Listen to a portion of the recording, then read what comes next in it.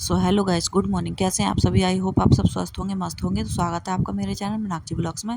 तो देखिए गाइस, यहाँ पे सुबह के बज रहे हैं 7 और हमें आना पड़ गया अचानक हॉस्पिटल, क्योंकि राघव जी को सुबह 6 बजे से इतना ज़्यादा पेट में दर्द होने लगा और दर्द भी बहुत भयंकर हो रहा था, तो जिसकी वजह से हमें हॉस्पिटल आना पड़ा। तो एक हॉस्पिटल में दीदी रहती हैं हमारी, उनसे बात हुई तो उन्होंने बोला कि मैं तो निकल के आ गई हूँ हॉस्पिटल से और तुम लोग चले जाओ, वहाँ पर मैं बोल दूँगी, वो इंजेक्शन लगा देंगे। तो यहाँ पे हमने वही रिसेप्शन पे बात की है, तो इन्होंने इंजेक्शन लगा दिया था इनके राघव जी के। तो मैं इनसे वही पूछ रही थी, तो इन्होंने बोला कि थोड़ा सा मेरे इंजेक्शन को मल दो, थोड़ा दर्द हो रहा था।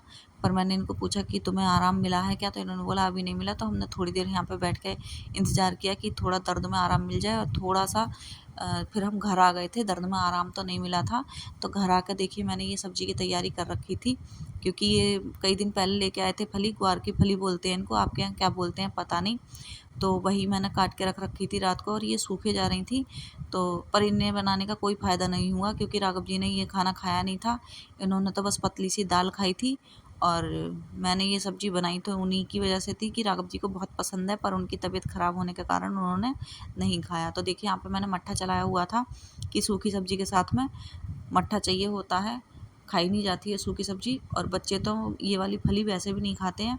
तो बस मैंने ही खाई थी, सारी की सारी ऐसी बच गई, और राघव जी ने तो बस थोड़ी सी एक कटोरी दाल ऐसी पी थी, क्योंकि इनको खाते के साथ एक डर लग रहा था, क्योंकि साथ साथ में इनको उल्टियाँ भी हो रही थी। तो डॉक्टर ने फिर हमें बोला कि अब अल्ट्रासाउंड के लिए नंबर लिखवा दो, और हम अल्ट्रासाउंड करवाने के लिए चले गए थे फिर बाद में।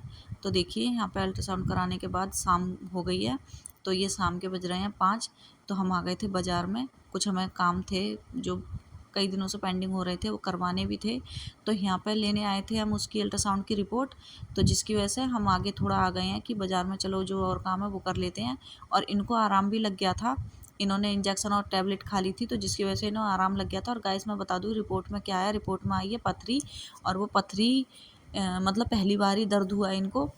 पर मुझे कुछ कुछ आभास हो गया था कि इनको पथरी का ही दर्द है, क्योंकि मेरे पहले हो चुका है, मुझे भी थी पथरी पर मेरी निकल गई है। तो इनका दर्द देख के मैं समझ गई थी कि इनको ये जो दर्द हो रहा है ये पथरी वाला ही हो रहा था, क्योंकि इनको सूखी भुक्काई लग रही थी। पर जैसे इन्होंने जो पानी वानी पिया था टैबलेट खाने के लिए, इनका वो भी निकल गया था।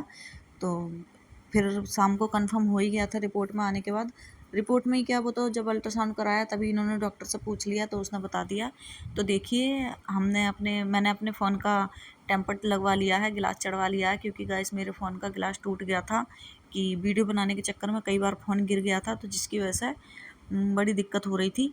तो यहाँ देखिए हम आ गए हैं इलेक्ट्रिक्स की दुकान पर, तो हमें कुछ सामान लेना था, तो वही ये देखेंगे यहाँ पे अंदर जाके। पर इन्होंने भैया ने बोला कि नहीं भाई साहब, आपको जो चाहिए वो हमारे दुकान पर नहीं है।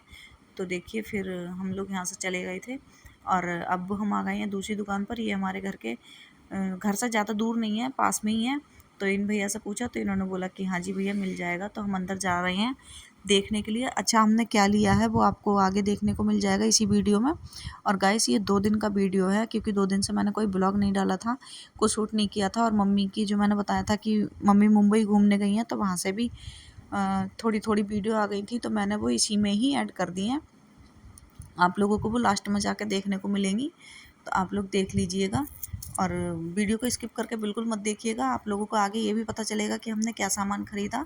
और मम्मी का जो मुंबई वाला वीडियो है वो भी आपको आगे देखने को मिल जाएगा।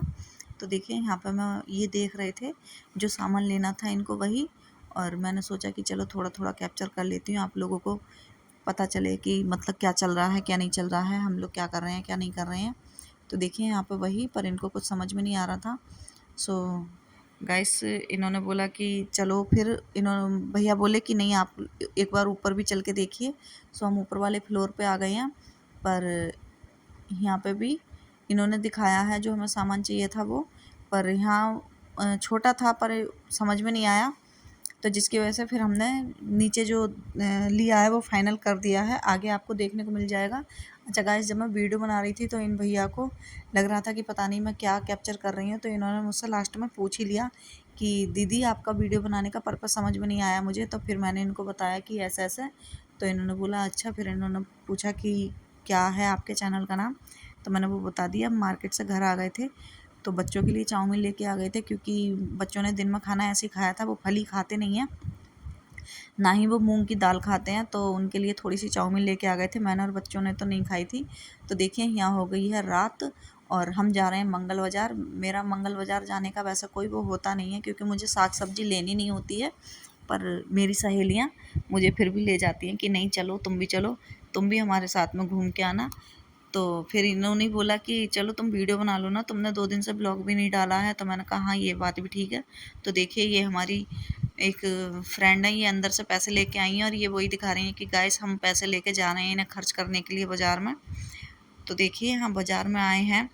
बाज़ार में जाने के बाद ये मेरी सहेली गोलगप्पे ना खाएं ऐसा तो हो ही नहीं सकता। तो यहाँ पे बस इन्होंने ही चेक किए थे गोलगप्पे, सॉरी खाए थे, हमने किसी ने नहीं खाए थे, क्योंकि मैं तो खाती नहीं हूँ और इन लोगों ने भी नहीं खाए थे।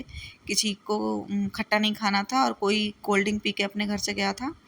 तो आप लोग ब्लॉग को एंजॉय कीजिए, आगे आपको देखने को मिलेगा कि हमने क्या ख़रीदा है, तो आप लोग देख लीजिएगा। मैं आप लोगों को बता देती हूँ कि हमने मैस के लिए ख़रीदा है डीप फ्रीज, तो आप लोग देखिएगा आगे। ये जो होंगी ये एलुमिनियम होंगी।